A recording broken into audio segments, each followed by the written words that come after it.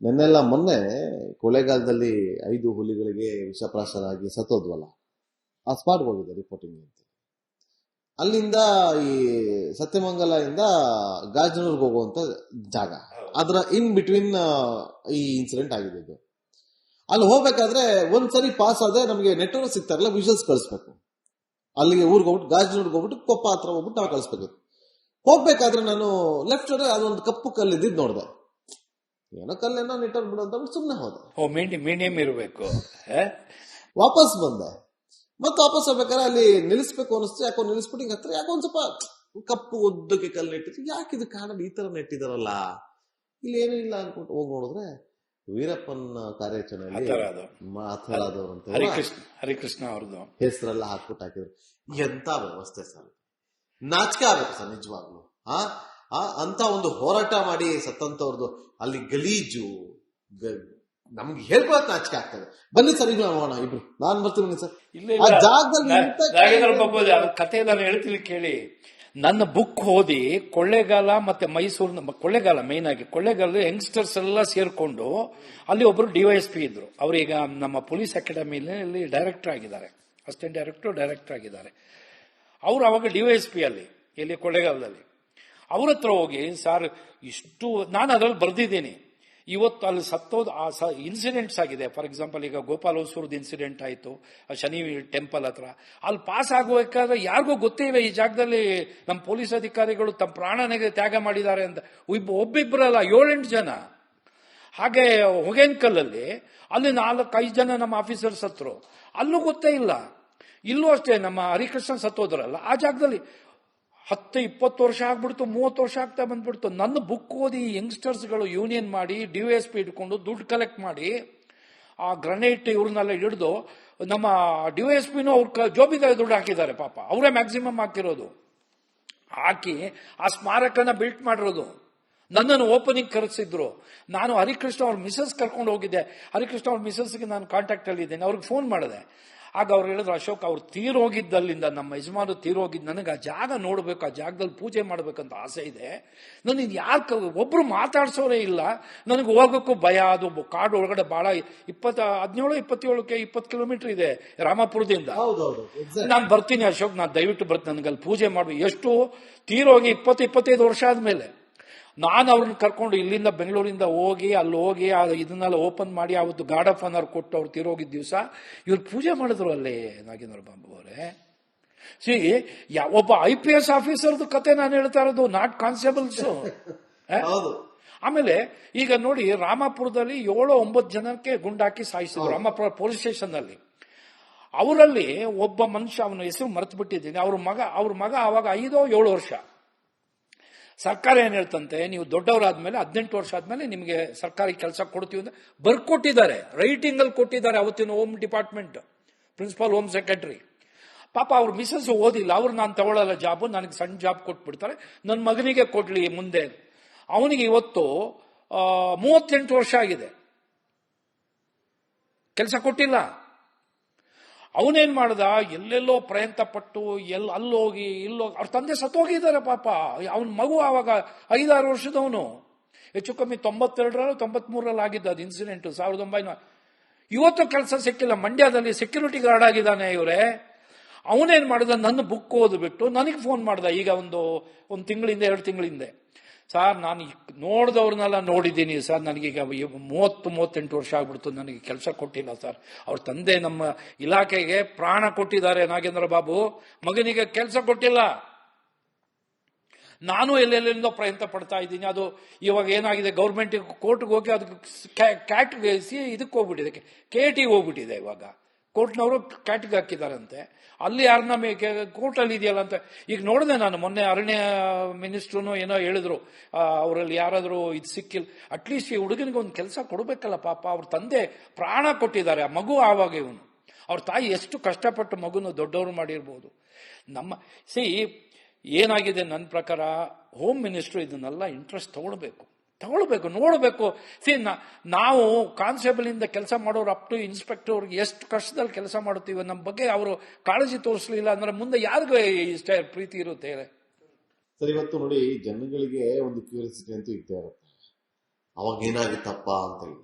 ನಾವು ಮಲೆಮಹದೇಶ್ವರ ಬೆಟ್ಟಕ್ಕೆ ಹೋಗ್ಬೇಕಾದ್ರೆ, ಹನೂರಿಂದ ಹೋಗ್ಬೇಕಾರೆ, ಆ ಬೆಟ್ಟ ಹೇಳಿಬೇಕಾದ್ರೆ ನಮಗ್ ಗೊತ್ತಿರ್ಲಿಲ್ಲ. ಅಲ್ಲಿ ಯಾರೊಬ್ರು ಹೇಳಿದ್ರು, ಸರ್ ನೀವು ಹಿಂಗ್ ಹೋಗಿ ನ್ಯೂಟನ್ ತಗೊಂತೀರಾ, ಇಂಥ ಕ್ಲಾಸ್ ಅಲ್ಲಿ ನಿಮ್ಗೊಂದು ಮರ ಕಾಣುತ್ತೆ, ಆ ಮರಕ್ಕೆ ವೀರಪ್ಪನ ಹೊಡೆದಿದ್ದು ಬುಲೆಟ್ ಈಗಲೂ ಇದೆ. ಆ ಜಾಗನೆಲ್ಲ ಸ್ವಲ್ಪ ಡೆವಲಪ್ ಮಾಡಿ, ಅಟ್ಲೀಸ್ಟ್ ಅಲ್ಲಿ ಯಾರಾದ್ರೂ ಬಂದಾಗ ಪ್ರವಾಸಿಗರಿಗೆ ಈ ತರ ವೀರಪ್ಪನ ಮಾಡಿದ್ದ, ಈ ತರ ಇಲ್ಲಿ ನಮ್ಮ ಪೊಲೀಸ್ ಇಲಾಖೆಯವರು ಸತ್ತಿದ್ರು, ಇದೆಲ್ಲವನ್ನು ಕೂಡ ಮಾಡುವಂತ ಕೆಲಸ. ಅದೊಂದೇ ಅಂತಲ್ಲ ಸರ್, ಬೇರೆ ಬೇರೆ ತುಂಬಾ ಇದಾವೆ. ಬೇರೆ ಬೇರೆ ಇವನ್ ನೋಡಿ, ಒಬ್ರು ಫಾರೆಸ್ಟ್ ಡಿಪಾರ್ಟ್ಮೆಂಟ್ ಅವರು IFS ಆಫೀಸರ್, ಅವರು ಇವಾಗ ಕೋಲಾರಕ್ಕೆ ಬಂದ್ರು, ಅವ್ರ ಹೆಸರು ಏನೋ ಮರೆತ್ಬಿಟ್ಟೆ. ಅವರು ಅಷ್ಟೇ ನನ್ನ ಬುಕ್ ಓದಿ ಆಮೇಲೆ ನೋಡಿ, ನಾನು ಬುಕ್ ಬರೆದಿಂದ ಬಹಳಷ್ಟು ಜನರಿಗೆ ಒಂದು ಡಾಕ್ಯುಮೆಂಟೇಶನ್ ಆಯ್ತು ಅದು. ಆಯ್ತಾ, ಅವ್ರೇನ್ ಮಾಡಿದ್ದಾರೆ, ಶ್ರೀನಿವಾಸ್ IFS ಆಫೀಸರ್ ಅವ್ರ ತಲೆ ಇದ್ ಮಾಡ್ಬಿಟ್ರಲ್ಲ, ಅವ್ರ ಜೀಪನ್ನ ಮತ್ತೆ ಕೆಲವು ಇದನ್ನೆಲ್ಲ ಇಟ್ಟು ಒಂದು ಇದ್ ಮಾಡಿದ್ದಾರೆ ಕೊಳ್ಳೇಗಾಲದಲ್ಲಿ.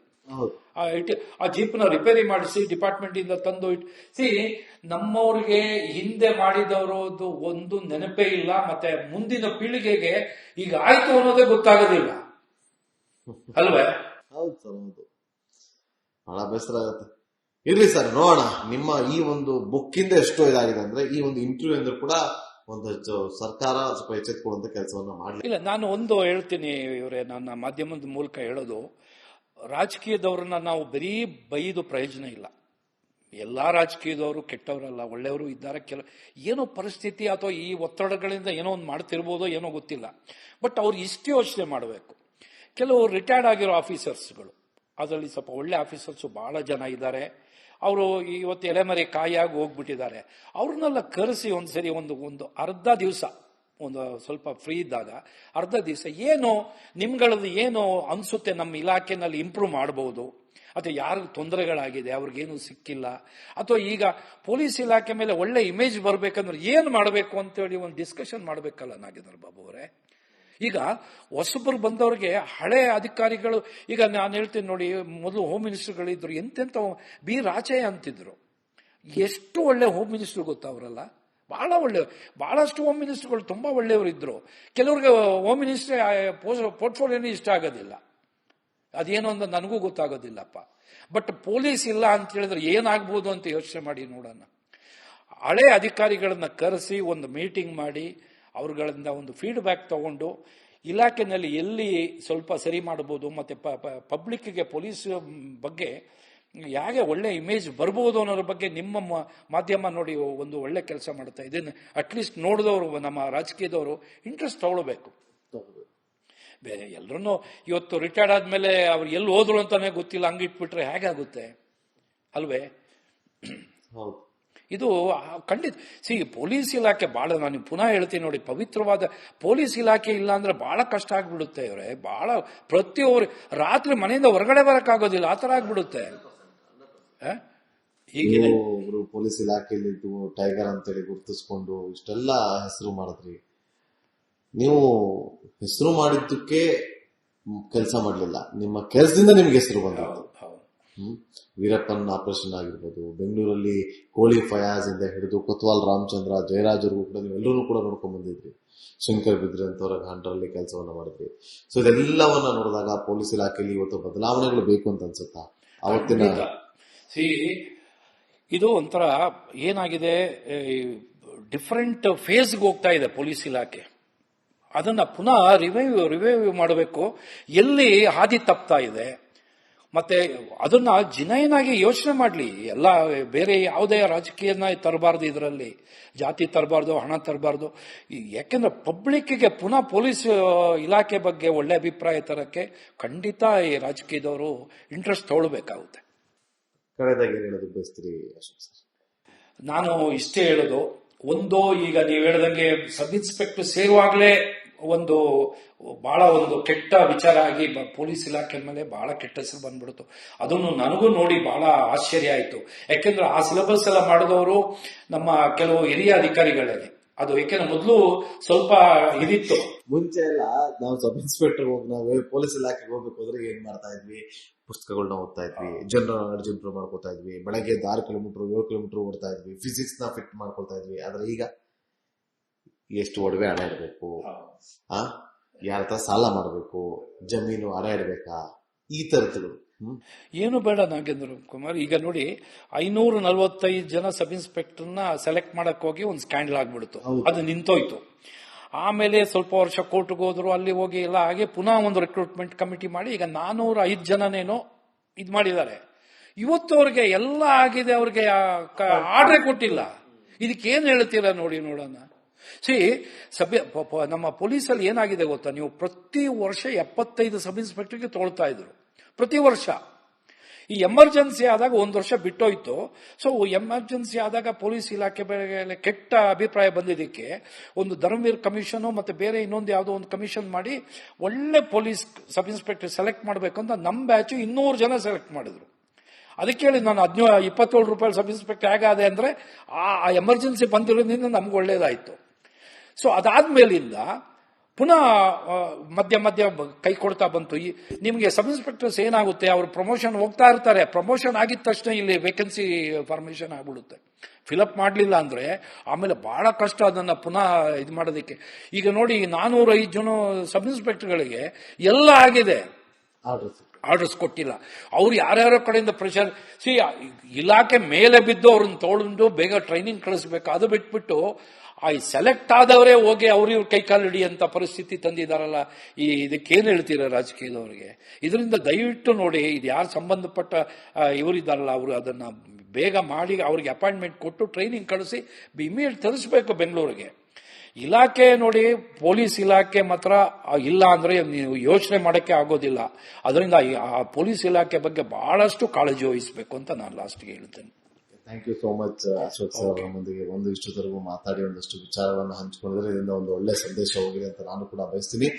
ಈ ಇಂಟರ್ವ್ಯೂ ನೋಡಿದಂತವ್ರು ಶೇರ್ ಮಾಡಿ, ಯಾರಿಗೆ ಮುಟ್ಟಬೇಕೋ ಅವರು ಆ ವಿಡಿಯೋವನ್ನು ನೋಡೋವರೆಗೂ ಕೂಡ ನೀವು ಶೇರ್ ಮಾಡಿ.